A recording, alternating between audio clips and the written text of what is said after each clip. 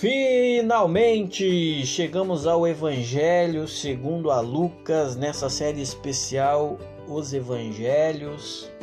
E agora chegamos no livro de Lucas para conhecer um pouco mais do livro e para que você faça uma boa leitura também do livro posteriormente. O Lucas, ele não conheceu Jesus pessoalmente. Então, o Evangelho de Lucas transborda de admiração, alegria, pela certeza de que Deus enviou o próprio Filho para ser o Salvador do mundo. Então, essa certeza não se baseia em rumores, mas em relato de testemunhas oculares da vida, morte e ressurreição de Cristo, cujo testemunho é reunido e registrado neste livro. Então, o Evangelho, o que é o Evangelho? A palavra grega significa boas novas. Então, Lucas apresenta estes acontecimentos como o tão esperado ponto de virada da história humana, o início de um caminho radicalmente novo para aqueles que escolheram crer e seguir a Jesus. Pois Cristo não veio como um rei comum, derrotando as forças do mal por meio do seu poder político ou militar. Em vez disso, venceu mediante o perdão e o amor, que se sacrifica a si mesmo até pelos menores dos seres humanos. Então, a história de vida de Jesus na Terra é o primeiro volume de uma obra em duas partes. O segundo, Atos dos Apóstolos, dá sequência a esse relato extraordinário, o retrato, a continuação da obra de Cristo por intermédio dos seus seguidores nos anos posteriormente à ascensão do Senhor ao céu. Então, assim como os outros evangelhos, o nome do autor não é mencionado no livro de Lucas. Contudo, fica claro que a mesma pessoa também escreveu Atos, pois os dois têm estilos, temas e introduções semelhantes. Em Atos, nós temos uma pista quanto à autoria, pois o escritor usa com frequência o pronome nós. Ao contar as histórias das viagens de Paulo, sugerindo que ele era companheiro de viagem do apóstolo.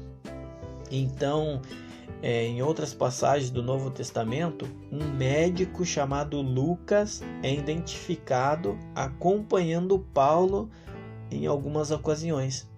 Então, é provável que Lucas fosse gentil e os seus escritos demonstram que era uma pessoa instruída.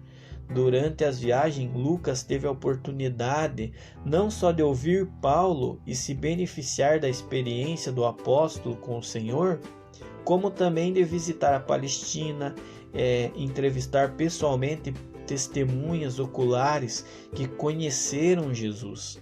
Então, os escritos dos primeiros cristãos que mencionam este evangelho identificam Lucas como seu autor. E nenhum escrito dos primeiros séculos menciona algo diferente. Então seria muito provavelmente que Lucas fosse citado como um autor se não houvesse certeza. Já que ele não era o apóstolo e não conheceu Jesus pessoalmente, o título do livro acrescentou algum tempo depois para diferenciá-lo dos outros evangelhos e dar apoio a essa ideia. Lucas ele é dedicado ao excelentíssimo Teófilo, homem que era conhecido à fé cristã. Teófilo significa literalmente aquele que ama a Deus. Era um nome grego e judaico muito comum na época de Lucas, e além da dedicatória semelhante ali em Atos 1:1, Teófilo não era mencionado novamente no Novo Testamento. Em geral, a palavra de honra excelentíssimo era usada para se dirigir a oficiais de alta patente e aos aristocratas, embora também pudesse se referir aos outros indivíduos a fim de expressar respeito. E é possível que Teófilo fosse um dos apoiadores que usavam a sua riqueza, a influência para auxiliar Lucas na escrita, cópia, divulgação do Evangelho e outros com quem o médico desejava compartilhar as boas novas sobre Jesus.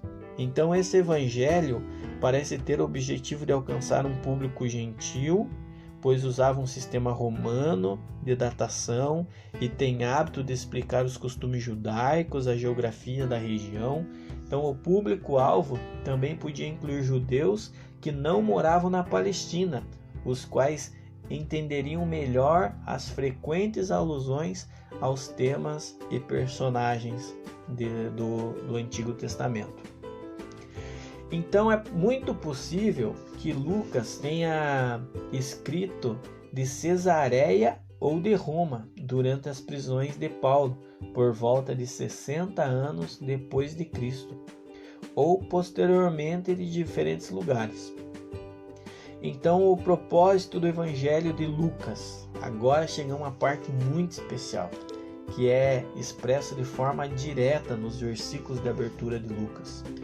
Conta a Teófilo o que ele escreveu, e sim, para que tenhas plena certeza das verdades em que fostes instruídos. Lucas 1:4.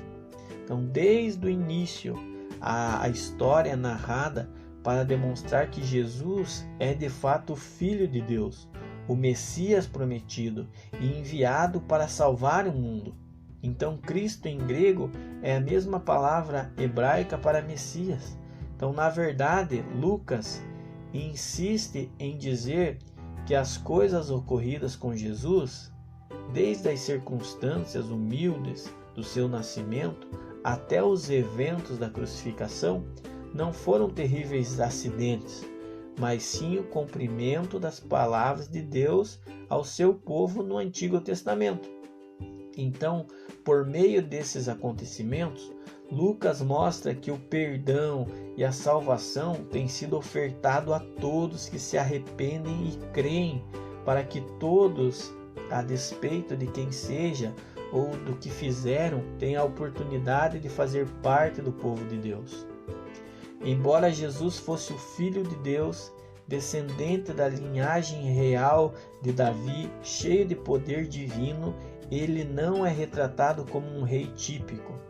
Em vez disso, ele vive na terra como um peregrino, humilde, servindo e sofrendo por seu povo. Embora fosse rejeitado por muitos, Lucas enfatiza como o amor de Cristo alcançava aqueles considerados indignos, os pecadores, publicanos e, menos importantes, os pobres, as crianças, as mulheres. Então foi esse mesmo amor que Jesus incluiu os crentes a praticar, chamando cada um de deixar de lado aquilo que valoriza no passado, a fim de seguir os seus passos como discípulos. Então os discípulos não foram deixados sozinhos para realizar essa tarefa, pois Cristo prometeu a presença do Espírito Santo e a atenção divina às orações dos servos que clamam humildemente ao céu. Aqueles que aguardam o retorno de Cristo encontrarão grande esperança no Evangelho de Lucas, ouvirão conselhos sobre como se preparar para esse dia. O cumprimento final das promessas divinas se dará quando Jesus voltar como um rei de todas as coisas. E para isso nós precisamos, até os dias de hoje, devemos seguir o exemplo que está descrito lá em Lucas 19:10. Eu vou abrir a minha Bíblia aqui em Lucas 19:10 para vocês verem o que está falando esse texto. É muito lindo. Lucas 19:10 fala assim: porque o Filho do Homem veio buscar e salvar o perdido. E é esse exemplo que nós devemos seguir. Nós devemos buscar e salvar aqueles que ainda não encontraram Jesus, mostrar para eles o caminho. Você ouviu mais um capítulo aqui da nossa série Os Evangelhos, e espero que você tenha gostado muito, e vamos aí que logo, logo teremos o nosso último episódio nessa série que tem sido uma bênção. Muitas pessoas estão gostando dessa série, então eu espero ter ajudado você a compreender um pouco mais do livro de Lucas. Fiquem todos com Deus e até a próxima.